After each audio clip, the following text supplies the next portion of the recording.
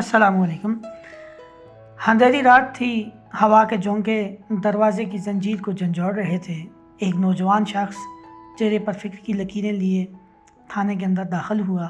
उसकी आवाज़ कांप रही थी जब उसने पुलिस अफसर से कहा, मेरे साथ एक हादसा हुआ है, FIR दर्ज करवानी है। पुलिस अफसर ने एक नज़र उसके ऊपर डाली और फिर अपनी मेज़ पर पड़ी फ़ाइलों में मशगूल हो गया।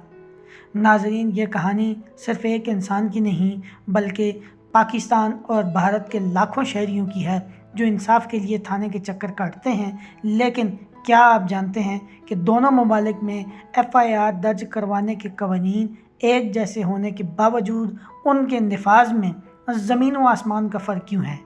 आइए आज इस निज़ाम के राज़ों और अनोखी कहानियों से पर्दा उठाते हैं।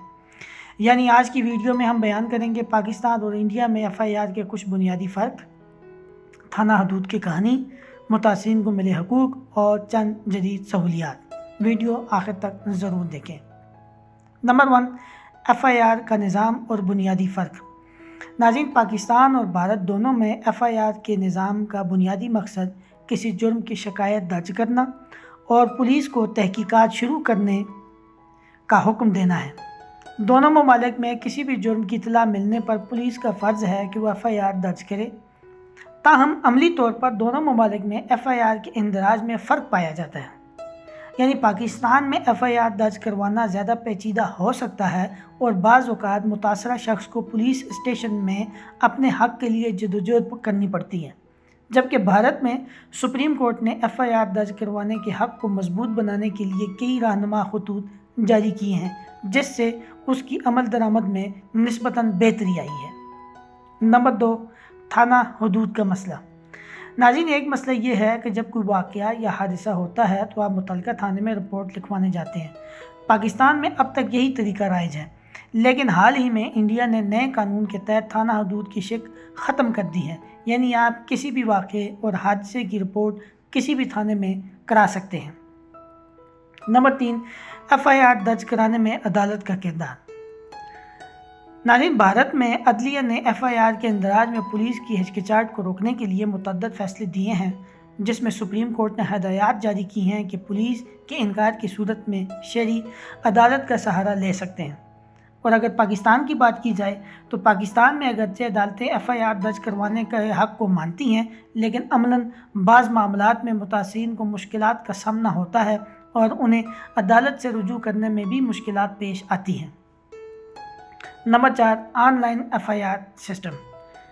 नाज़रीन, भारत के कई रियासतों में ऑनलाइन FIR का निज़ाम मुतारफ़ करवा दिया गया है, जिससे लोग इंटरनेट के ज़रिए रिपोर्ट दर्ज करवा सकते हैं, ख़ास तौर पर मामूली नोइयत के जराइम में।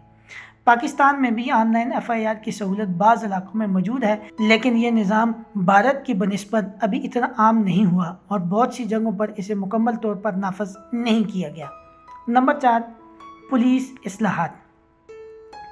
भारत में मुख्तलिफ रियासतों ने पुलिस इस्लाहात नाफज की हैं ताकि FIR के निज़ाम को ज़्यादा शफाफ और मौसर बनाया जा सके।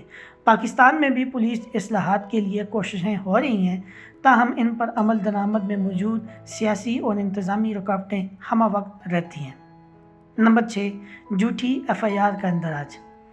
पाकिस्तान और भारत दोनों में झूठी FIR का इंदराज करवाना एक जुर्म समझा जाता है और इसके ख़िलाफ़ कार्रवाई की जा सकती है।